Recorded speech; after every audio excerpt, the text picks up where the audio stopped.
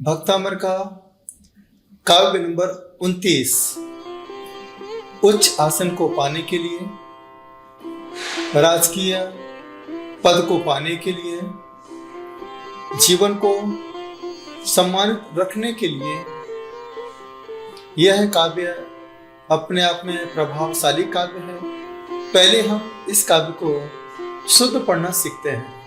सिंहासने मणि मयूख शिखा विचित्रे। एक बार फिर से देखिए, सिंहासने मणि मयूख शिखा विचित्रे विभ्राजते तव वपुः कनकावदातं।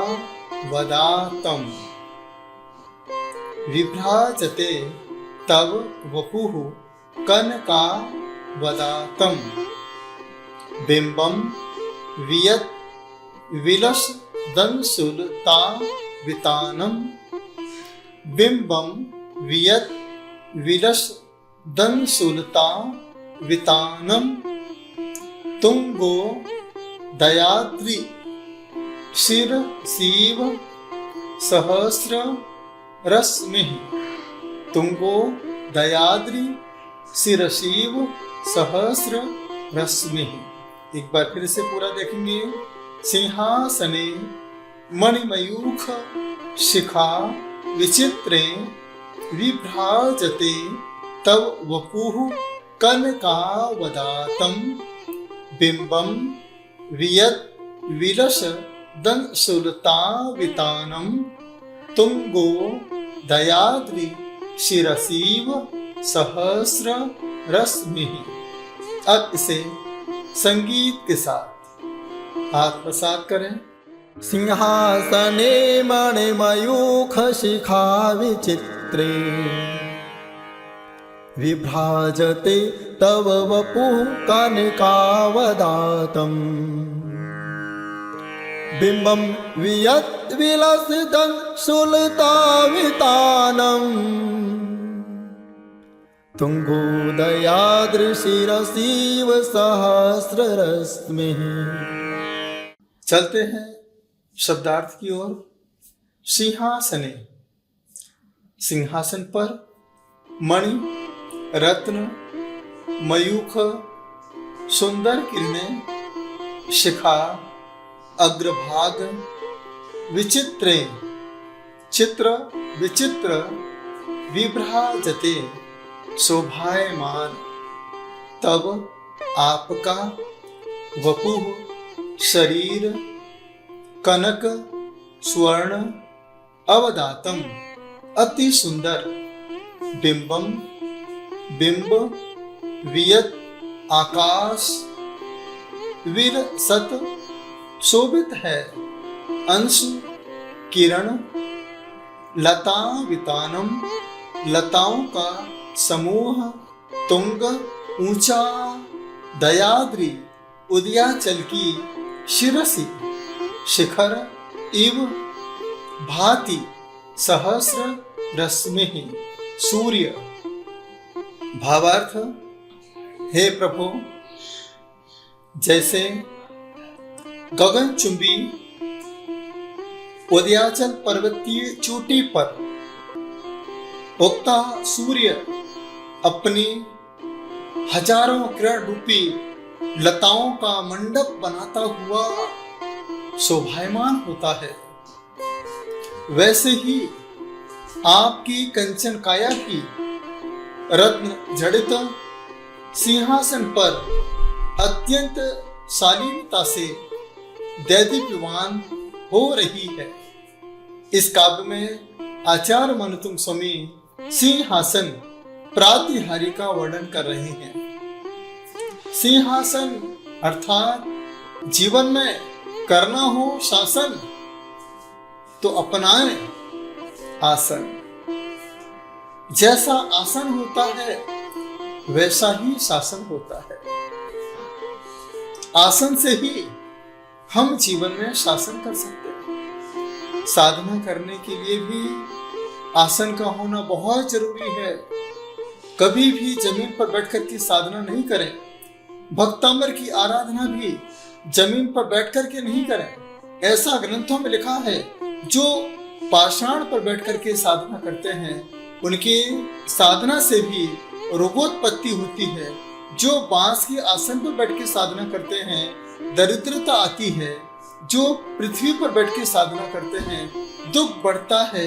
जो काष्ठ आसन पर बैठ के साधना करते हैं वो दुर्भाग्य को बढ़ाता है। जो तृण के आसन पर बैठ के साधना करते हैं उनकी यश की हानि होती है। जो पत्तों के आसन पर बैठ के साधना करते हैं उनका मन अस्थिर होता है। सबसे अच्छा आसन है कुश आसन, जिसे कुशासन कहा जाता है। इस आसन पर बैठ कर के आप साधना करें। आप लाल कपड़ा बिछा करके भी साधना कर सकते हैं। वह कपड़ा सूती हो, उसका एक अलग प्रभाव पड़ता है। आप पीला आसन भी बिछा करके साधना कर सकते हैं। आप सफेद आसन को बिछा करके भी साधना कर सकते हैं, लेकिन जमीन पर बैठकर कभी साधना नहीं करें। आपके जीवन की असाधना में कारण है, आपके मन की अस्थिरता में कारण है। आपने कभी देखा होगा, सुना भी होगा, इस जमीन के अंदर ग्रेविटेशन पावर होता है, जिसे गुरुत्वाकर्षण कहते हैं। वह आपकी पूरी एनर्जी को खींच लेता है। एक चुंबक का सिद्धांत होता है कि जब कभी चुंबक चिकित्सा कोई करता है तो वह भी लकड़ी के आसन पर, एक सुंदर से आसन पर बिठा करके एक चुंबकीय चिकित्सा करता है। तो आप भी अपने जीवन को स्थिर रखना चाहते हो, साधना की सफलता की ओर बढ़ना चाहते हो, तो आप भी इस आसन के साथ सुंदर से आसन पर बैठ करके अपने जीवन को स्थिर कर सकते हैं। जब भगवान को केवल ज्ञान की प्राप्ति होती है उस समय इंद्र की आज्ञा से कुबेर सिंहासन की रचना करता है। कितना सुंदर सिंहासन, रत्न जड़ित, स्फटिक के समान, और भगवान का शरीर स्वर्ण के समान। ऐसा जैन आगम में लिखा है। दो तीर्थंकर का शरीर सफेद है, चंद्र प्रभु और पुष्पदंत।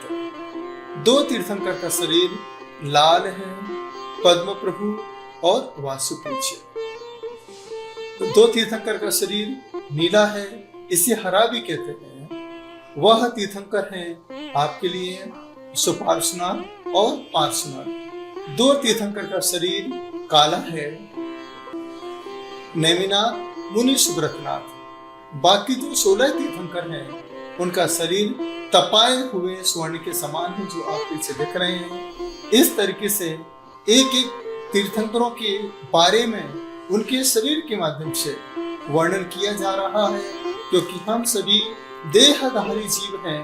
तो देहधारी जीव के लिए इस संसार में आत्म साधना के लिए सिंहासन की आवश्यकता होती है। यह काव्य आपको बता रहा है कि अपने जीवन को आगे बढ़ाना है तो सबसे पहले आसन के साथ अपने आप को जोड़ने का प्रयास करें। जो आसन के साथ अपने आप को जोड़ता है उसके जीवन में हमेशा तरक्की ही तरक्की होती है। पहले के समय में हमारे घरों में गादियां बिछी होती थी दक्षिण पश्चिम कोने में, वहीं पर ही बैठकर के लोग अपने व्यापार की बातें करते थे। जब हमारे घर में भोजन भी करते थे, रसोई घर में बैठ के भोजन करते थे, जमीन पर बैठ कर के भोजन करते थे, पूर्व दिशा में मुंह करके भोजन करते थे, तो वह भोजन हमारे लिए पाचक होता था। पहले के समय में जब बच्चे पढ़ाई किया करते थे तो वह आसन बिछा करके जमीन पर बैठ करके माँ सरस्वती को याद किया करते थे, पढ़ा करते थे। उन्हें सब कुछ अपने आप याद हो जाता था। पहले के समय जो भी हम आज देख रहे हैं वो सब अपना अनुभव है। आज के समय जो कुछ भी है बस मोबाइल की तरह है, यहाँ याद होता है और थोड़ी समय के बाद डिलीट हो जाता है। कोई भी इसे डिलीट कर देता है। तो यह जो ज्ञान है वो आसन पर बैठ करके ही आपके जीवन को शाश्वत बना सकता है। इस काव्य की साधना कैसे करें? तो साधना के लिए आप पूर्व दिशा में बैठिए, क्योंकि यहाँ पर वर्णन पूर्व दिशा का है। क्योंकि विभ्राजते तव वपुः कनकावदातम्, आपका स्वर्ण जैसा शरीर कांतिमान हो रहा है। क्यों हो रहा है? सूर्य की किरणों की तरह। जिस प्रकार से सूर्य किसी पर्वत के पीछे से निकलता है तो वह पर्वत को शोभायमान कर देता है। इसी प्रकार से हे प्रभु, आप जहां बैठे हैं वहां पीछे जो सिंहासन पर्वत के समान महसूस हो रहा है, और आप की प्रभाव से वह साधना की किरणें चारों तरफ फैल रही हैं, जो सिंहासन की शोभा बढ़ा रही है। प्रातःकाल सूर्य निकलने के समय, ब्रह्म मुहूर्त के बाद जैसे सूर्य की पहली किरण निकले, आप प्रातःकाल पूरे ध्यान के साथ पर्वत के ऊपर बैठ के साधना कर सकते हैं। यदि हम पर्वत के ऊपर बैठ के साधना करते हैं तो यह आपके लिए बहुत ज्यादा प्रभावशाली होगा। इस काव्य में आपको अति शीघ्र सफलता की प्राप्ति होगी। तो आप इसे आत्म साधना करने के लिए पर्वत को चुनें। पर्वत को चुनने के बाद प्रातःकाल की बेला इस 29 नंबर काव्य को 29 बार याद करते रहें, बार बार ध्यान करते रहें, चिंतन और मनन करते रहें, और इसके बाद आत्मचिंतन करें। हे प्रभु, आपने अंतिम समय इस संसार के आसन को भी छोड़ दिया। आप इस आसन से भी 4 उंगल ऊपर बैठ करके आत्म साधना में लीन है, क्योंकि आपने सिंहासन को छोड़ करके इस आत्मा पर आत्मानुशासन करके सिद्ध शिला को प्राप्त किया है। हे प्रभु, वही पावर, वही शक्ति मेरे अंदर प्राप्त हो सके। यदि किसी को थायराइड हो, गुर्दे में, जिगर में कोई प्रॉब्लम हो, गले में कोई प्रॉब्लम हो, तो दोनों हाथों को आगे फैला करके जीभ को बाहर निकाल के जैसे शेर दहाड़ता है, उसी प्रकार से आप सिंहासन मुद्रा बना करके आप दहाड़ते हुए इसे भारी आवाज में इस काव्य का पाठ करें। जब इस काव्य का पाठ करेंगे तो आपके गले की सारी समस्याएं, थायराइड से संबंधित कोई समस्या हो या फिर हृदय से संबंधित कोई समस्या हो, तो सारी समस्याओं का समाधान इस काव्य के माध्यम से हो सकता है। जब आपको लगे कि जीवन में मेहनत करने के बाद भी राजकीय पद, शासकीय पद प्राप्त नहीं हो रहा है, आप अपने व्यापार में भी स्थिरता महसूस नहीं कर पा रहे हैं, आप घबराएं नहीं।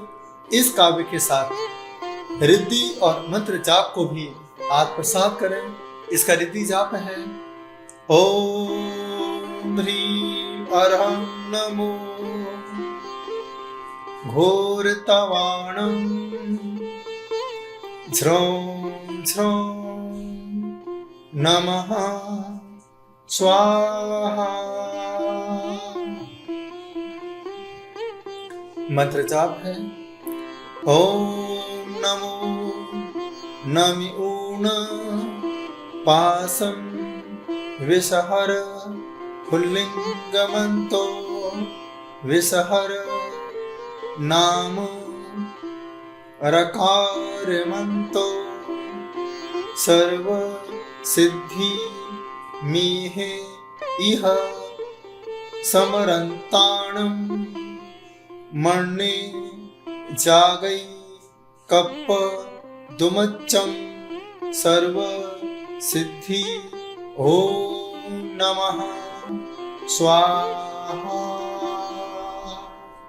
जो सरकारी पद पर आसीन होना चाहता है वह भी उस आसन पर बैठकर, जिस आसन पर उसे आज नहीं कल बैठना है, आपको वही ड्रेस पहनना है जो आपको सरकारी पद पर बैठने के बाद पहनना पड़ेगी, प्राइवेट पद पर बैठने के बाद पहनना पड़ेगी। तो जो पद आपको चाहिए, जो ड्रेस आपको वहां पहनना पड़ेगी, वो ड्रेस पहले से पहन करके इस काव्य की आप आत्म साधना करें।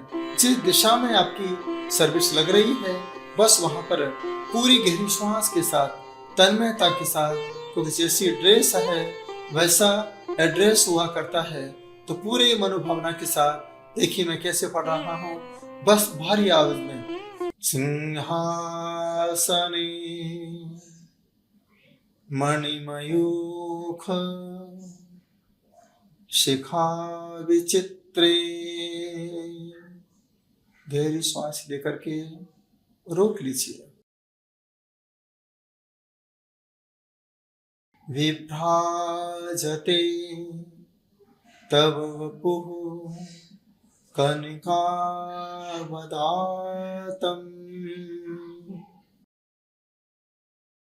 एक और गहरी श्वास लीजिए। चेहरे पर स्माइल के साथ।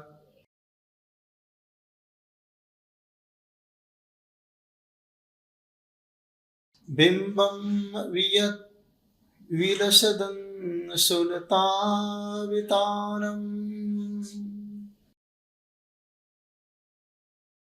गहरी श्वास के साथ तुंगोदयाद्रि शिरसीव सहस्ररश्मिः।